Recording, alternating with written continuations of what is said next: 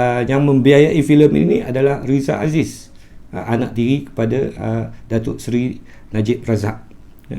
Jadi waktu filem ini dicalonkan untuk Academy Awards, pencalonan Riza Aziz ni ditarik balik, kerana dia bukan seorang produser.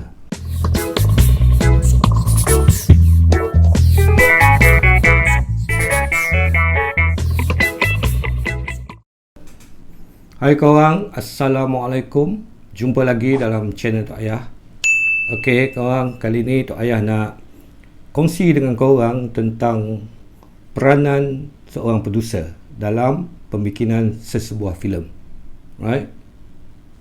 Banyak orang yang salah faham tentang tugas produser ni. Dia orang fikir kalau ada duit boleh jadi produser. No. Tak semestinya. Produser ni dia macam satu profession, satu pekerjaan.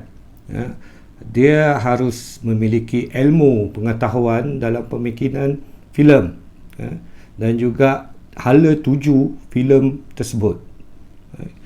Kalau tak ada ilmu pengetahuan tentang filem, pembikinan filem, korang tak boleh jadi produser. Right? Kalau korang cuma ada duit sahaja, korang tak boleh jadi produser. Okay. Sebab produser ni adalah seorang yang memainkan peranan yang sangat penting untuk menjayakan sesebuah filem tu.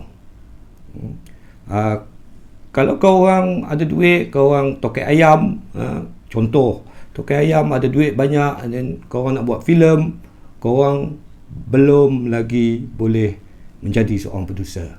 Korang boleh menjadi funder atau pembiaya. Kat sini ada perbezaannya antara funder dengan penerbit atau produser. Funder ni pembiaya, orang yang ada duit banyak, dan dia melabur duit dia dalam satu-satu projek filem. Produser akan cari duit. Jadi kalau korang tak ada duit, korang stay boleh jadi produser. Kalau korang tahu nak cari duit, selalunya produser akan cari funder. Cari funder untuk membiaya projek filem dia. Dan produser akan bekerja dengan director. Director ni macam kontraktor. Kontraktor, produser ni macam tuan punya rumah. Scriptwriter ni macam arkitek. Arkitek. So, diorang tiga ni yang memainkan peranan untuk peringkat awal pembikinan sebuah filem. Contohnya Tok Ayah nak buat filem. Ada idea nak buat filem, Tok Ayah akan cari produser. Produser akan tengok cerita Tok Ayah, and then dia kata, okey, dia setuju nak buat. And then produser ni akan cari funder, pembiaya untuk buat filem. Untuk apa, modal, cari modal untuk buat filem ni. Itu bidang tugas masing-masing. Jadi orang yang ada duit tu hanya funder, dia boleh jadi funder, dia tak boleh jadi produser. Sebab apa Tok Ayah cakap benda ni? Sebab ada orang tanya dekat Tok Ayah tentang boleh tak kalau dia ada duit dia jadi produser. Boleh kalau korang nak pakai duit sendiri, nak jual tanah, harta yang ditinggalkan oleh mak bapak korang nak jual tanah tu, nak buat filem, boleh, tapi korang kena ada ilmu pengetahuan dalam pembikinan filem. Kalau tak, filem tu akan hancur, akan rosak. Sebab korang, ini pernah terjadi, banyak terjadi kan, sebab produser-produser tokai ayam ni dia akan nak buat filem, dia minta itulah, nak tambah itulah, nak tambah inilah, nak gitulah, ginilah, tapi dia tak tahu, dia tak ada ilmu tentang filem. Bila director cuba untuk explain kat dia, dia terang dia tak nak, dia nak juga apa yang nak, itu akan jadikan rosak sebuah filem tu. Macam contoh dia, macam tuan rumah ni dia nak buat rumah, katakanlah rumah tu 3 tingkat, and nak buat bumbung Minangkabau, right? And then panggil director kata tak sesuai, tak sesuai lah. Panggil kontraktor kata tak sesuai lah konsep ni. Tapi producer kata aku nak buat benda ni untuk nak tunjukkan image warisan budaya, warisan kita dalam rumah ni. Tapi director mungkin dia akan argue, dia akan kata tak sesuai rumah 3 tingkat buat bumbung Minangkabau apa semua. Kalau tak, nanti Dia akan explain lah, explain. Dan kalau director, kalau producer ini dia seorang pembikin filem, dia tahu tentang ilmu pembikinan filem, mungkin dia akan terima atau dengar cakap director ni. Kalau tak, dia akan jadi masalah. Dan funder dia tak boleh claim diri dia sebagai producer, sebab benda ni pernah terjadi sewaktu filem The Wolf of Wall Street. Arahan Martin Scorsese direct filem ni. Yang membiayai filem ini adalah Riza Aziz, anak tiri kepada Datuk Seri Najib Razak. Jadi waktu filem ini dicalonkan untuk Academy Awards, pencalonan Riza Aziz ni ditarik balik, kerana dia bukan seorang producer, dia seorang funder. Jadi dia tak boleh claim diri dia sebagai producer. Jadi ini kita tengok banyak berlaku juga dekat Malaysia, yang kadang-kadang dia ada duit dan dia nak claim diri dia sebagai seorang producer. No, tak boleh macam tu. Dia kena belajar dulu pembikinan filem tu. Kita tengok macam contoh Steven Spielberg.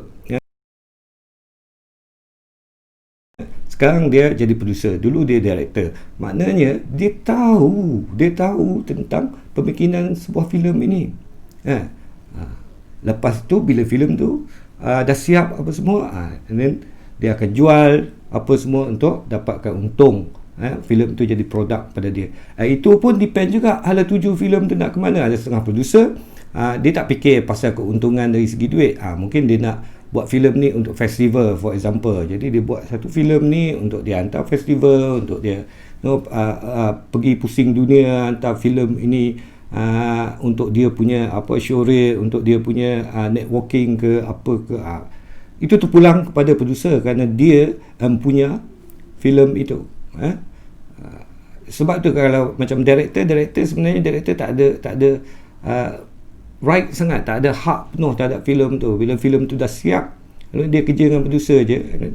Melainkan kalau dia sendiri cari duit, director ni sendiri cari duit dan dia buat duit, and then filem tu akan jadi milik dia, hak dia. Sebab dia juga producer and director. Ada juga dia panggil author. Author ni pula adalah seorang director yang dia nak jadi producer ni, yang cari dia. Producer cari dia untuk nak buat filem ni, dan director ni yang menentukan semua bentuk, konsep apa semua filem ni. Dan director ini akan serve dia. Apa kau nak, kau bagi. Selalunya director ni macam dah memang power sangat lah. Kalau kat Malaysia macam Uwe, for example, Uwe dia ada hak dia, dia boleh tentukan macam mana dia nak bikin filem tu ikut dia punya acuan. Director akan serve dia, producer akan serve dia. Producer akan bantu dia untuk cari duit untuk buat filem, untuk ni kan apa semua. Tapi kalau dia tak pegang title producer, bila filem tu siap, tetap filem itu akan jadi milik producer tersebut. Tok Ayah harap selepas ni tak ada lagi orang salah faham tentang antara funder dengan producer. Memang ada perbezaan. Jangan beranggapan bahawa kalau kau ada duit, kau boleh jadi producer. No, salah tanggapan tu. Alright, kalau kau ada duit, kau boleh jadi funder. Kau boleh cari producer, producer akan cari director untuk buat projek ni. Dan selalunya funder ini pun dia akan laburkan duit tu sama juga macam producer. Dia akan nak untung juga. Untung ini macam Tok Ayah cakap tadi lah, tak semestinya dalam bentuk duit atau material. Mungkin untung dari sudut publicity, mungkin untung dari sudut networking, benda-benda yang macam ni. Alright guys, itu saja perkongsian Tok Ayah kali ini. Jumpa lagi untuk video-video akan datang, dan jangan lupa untuk like, share dan subscribe channel Tok Ayah. Alright guys, jumpa lagi. Assalamualaikum.